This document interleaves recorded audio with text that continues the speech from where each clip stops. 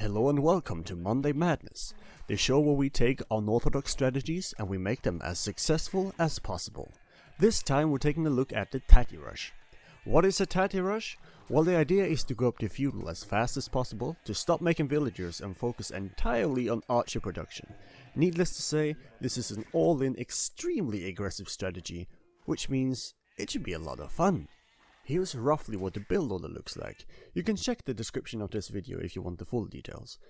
6 on sheep, 3 on wood, the rest on food. Go up with 20 population and transition entirely into gold and wood. There are a lot of civs that can be considered for this strategy, and you don't actually need anything specific in order for this to work. Alright, let's get into some games. In my first game, I was picking the Mongols for that sweet hunting bonus that would be allowing me to go up to feudal a lot faster, but my opponent was playing as the khmer. Khmer, of course, having the ability to hide villagers in houses, and they can place farms pretty much wherever. I was already thinking that this might end very badly, as I might struggle to do damage to his economy with these bonuses in mind. I was expecting him to go for scouts, and I realized that my build order needs to be perfect here, otherwise it could be very hard to stop his scouts. As if this wasn't bad enough, he also spots my villagers on the way out.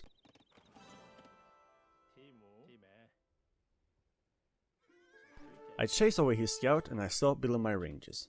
I hit feudal 1 minute and 21 seconds before my opponent, and by the time he has his first scouts out, I already have 4 archers and fletching is halfway done. His scout time isn't too bad, I was just a lot faster being mongols. Fletching really makes a big difference, and it's not recommended to take a fight with unupgraded scouts against fletching archers. I kill his army and a few villagers and I push him off almost all of his resources. There is a dicey moment where he tries to build a tower, but he doesn't wall it and he has no more army to push me away. Unable to take resources and being quite overwhelmed at this point, my opponent resigns. Had my opponent remembered that he could garrison in houses, and would he have walled his tower, it could have been quite a different story. In the second game, I was also playing as the Mongols, hoping that the faster uptime would carry the day. Why change a winning system? The build order is going flawlessly, and I even managed to pick off a villager without loom trying to wall the front of his base. But as I am about to unleash my archers upon the enemy, I'm in for a nasty surprise. I'm hit by a drush, and chaos ensues in Scaracens. But all is not lost. Showcasing my lightning fast quick walling skills and my angry peasant mob, I successfully fend off the drush. But this is not your normal day-to-day drush. No, this is a Huang-esque, no-loom abomination of a drush. He's made 5 militia, and even my angry peasant mob doesn't want any of that. But even so, I managed to secure most of my villagers, but at the price of our horribly inefficient economy. This is totally due to my lack of scouting and preparation. It's not all bad news, however. My opponent is most likely to be going for a drush fast castle here, which means he would have a much later feudal time and might struggle to defend. But by the time I reach the vital parts of his economy, he's already put down a triple layer of walls. I try another angle of attack, but he's quick to reinforce his walls and puts down a defensive tower. Unable to deal any crippling damage to my opponent, he manages to go up to castle age, and by the time that I'm finally through his walls, he has 2 stables pumping out knights. I give it a good attempt, but he kills most of my archers, and as I see +2 knights heading towards my base, I reluctantly admit defeat. I should have scouted what he was up to earlier, and had I not been so completely distracted by the drush, I could have sent forward the archers earlier, before he got the walls up, to easily kill his non-loomed villagers. But refusing to admit that it could be I that made a mistake, I choose to blame the civ and say to myself, had I been the Saracens, I would have busted through those walls instantly. In the third game, I'm playing as the Saracens, hoping to bust through those pesky palisade walls instantly. I have a horrible build order, I get housed and I have quite some idle time on my town center. My opponent is only 16 seconds behind me up to the feudal age here, so by the time I bust through those pesky palisades, he already has archers of his own. But the big difference maker here is that I have fletching. Fletching and superior micro. After I defeat his army and send his entire eco running for the town center, I place down a tower covering both his woodline and his gold. He tries to transition into skirmishers, but skirmishers without padded archer armor is no match for a large amount of archers with fletching. Having his entire eco under pressure and losing on all fronts, he thinks better of it and throws in the towel.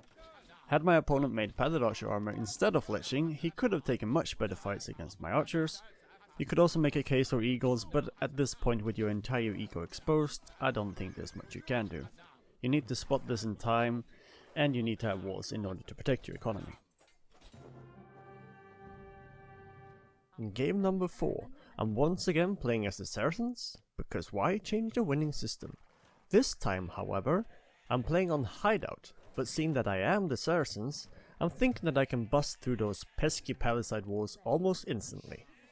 My opponent this time is playing as the Spanish, and I'm expecting some sort of fast castle or tower rush, which should play right into my hands.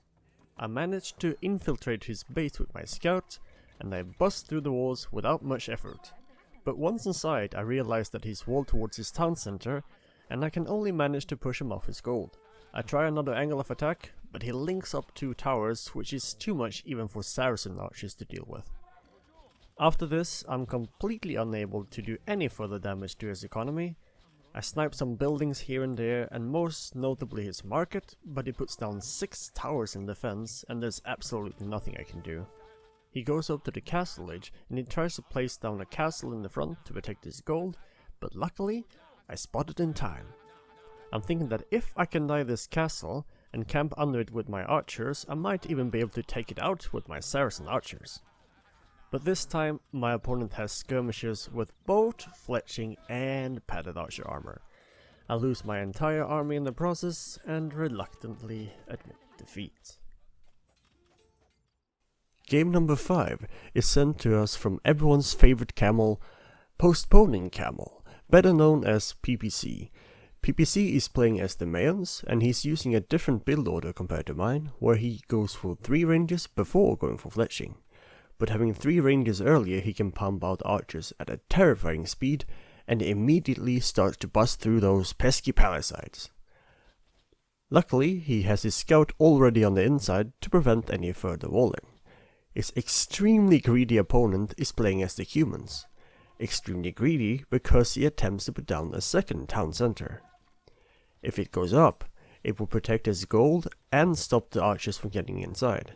But the second TC from the humans is built painfully slow. The town center goes up just as PPC breaks through the walls, and he is forced to make a mad dash to get past the town center, taking heavy arrow fire in the process.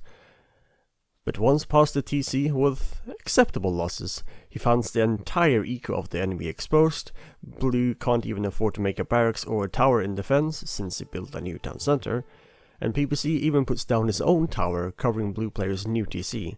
Now blue is completely unable to take any resources, and once again, the Tati rush is a complete success. Thank you for your contribution, Postponing Camel. The 6th and final game of this week's Monday Madness is sent to us by the one and only Tilsy. Tilsy is playing as the Italians, and seeing that the Italians don't actually get any huge bonuses regarding their strategy, we will see how successful he can be. Tilsy is doing this build rather okay, apart from taking gold a bit too early. Had he waited a little bit longer, he could have made a blacksmith and afforded fletching a bit earlier. But the archers are inside the eco, and you don't need fletching to stop villagers from working. But Tilsy's opponent, who's playing as the Incas by the way, must have spotted these ranges because he's already put down a second barracks and he's starting to train eagles. Eagles of course having quite nice pierce armor and are a decent unit to deal with these archers. But Tilsy is getting fletching and he sends the eagles running. However, Tilsy's opponent isn't a noob. He's already researching scale mill armor, which not only makes his eagles stronger, but also his villagers harder to kill. Another fight takes place outside of Blue's gold, and even though the eagles have the extra armor and kill a few archers, Tilsy has a lot of archers, and with his third range on the way, he will be quick to reinforce those numbers. Blue is struggling to produce more eagles as he's being pushed off his main gold, and he moves to his secondary gold mine. But being extremely aware of his surroundings, Tilsi finds the new gold mine from Blue and chases off the villagers. His opponent was unable to take enough gold to produce a few more eagles, but they trained so painfully slowly. He puts down the third barracks, but realizing that he can't take any more gold, he gives it up. Well played, Tilsi, showing us that you don't actually need a civ with a specific bonus to make this strategy work. Thank you for your contribution. Now, to summarize the Tati rush. It is an extremely aggressive all-in strategy with a very small window of opportunity. If it works, you finish the game quickly, but if it doesn't work, you are finished very quickly. However, it's not a very complicated build order, and provided that your eco is safe, you can put almost all your focus on the attack, since you don't need to make more villagers. If you enjoy a quick game and have good micro, maybe this is a good strategy for you. Thank you for watching this week's episode of Monday Madness. Remember to give this video a like if you have enjoyed the content, and consider subscribing not to miss out on future videos. You can also join my Discord to take a sneak peek at the next week's strategy. Maybe I'll be casting your games for the next show. Bye for now.